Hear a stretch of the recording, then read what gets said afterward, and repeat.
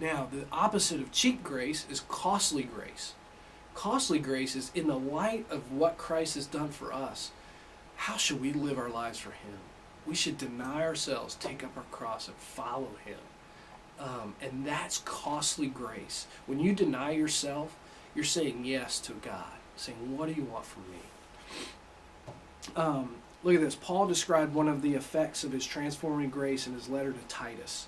He wrote, "For the grace of God that brings salvation has appeared to all men. It teaches us to say no to ungodliness and worldly passions, and to live self-controlled, upright, and godly lives in this present age." If you want to look that up, check that out. It's Titus 2:11 through 12. The grace of God doesn't make it okay to sin because the price has already been paid. No, it transforms us. It exposes sin and produces in us a genuine sorrow for it. So you're thinking, he's taking the mindset of, well, Christ has already forgiven me. I'm already a believer. He died on the cross. He forgave all my sins. So, I'll just go ahead and do this one sin. No, that's not what it's about. His grace on the cross, it transforms us now and says, no, we don't want to do those. We don't want to fulfill the worldly desires. When God's grace takes root, incredible things happen in us and through us. Jesus talked about this at a feast in Jerusalem. He said, "If anyone is thirsty, let him come to me and drink. Whoever believes in me, as the scripture has said, streams of living water will flow from within him." So much of a desire out there to try alcohol, try a beer, try hard stuff, hard liquor. But you know what? He said, if anyone's thirsty, let him come after me and drink. Whoever believes in me, as the scriptures said, streams of living water will flow from him. The problem today is that too many of us are satisfied and we're not thirsty.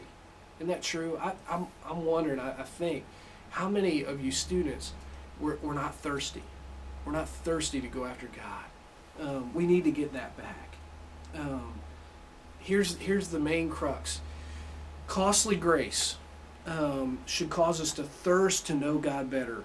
We should want to carve out time to spend with God. We should be feasting on His Word, gaining insight about God, life, self, and others.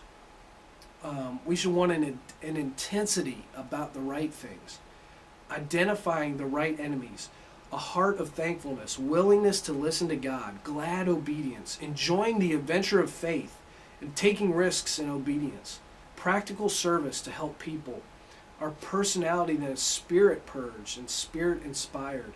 We have pure motives and we enjoy telling others about God's grace.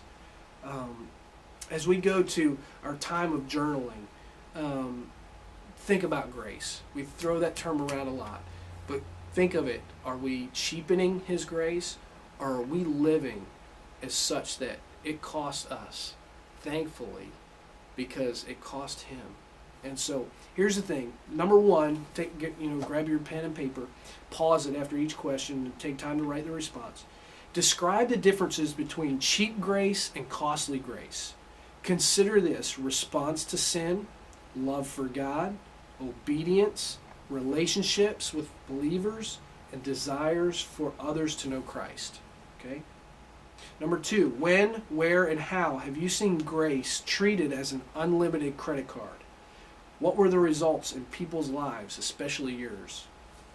Number three, when, where, and how have you seen costly grace taught and lived? And what were the results in people's lives, especially yours? Number four, does cheap grace or costly grace make you spiritually thirsty? Explain that.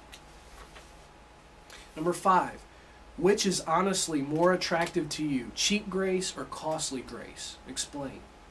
Number six, have you entered into discipleship on your own terms? And how can you tell? What will God need to do in your heart so that you value costly grace more? And lastly, read 2 Corinthians 5, 1 through 21, and think about those verses as you go to pray to the Lord this morning.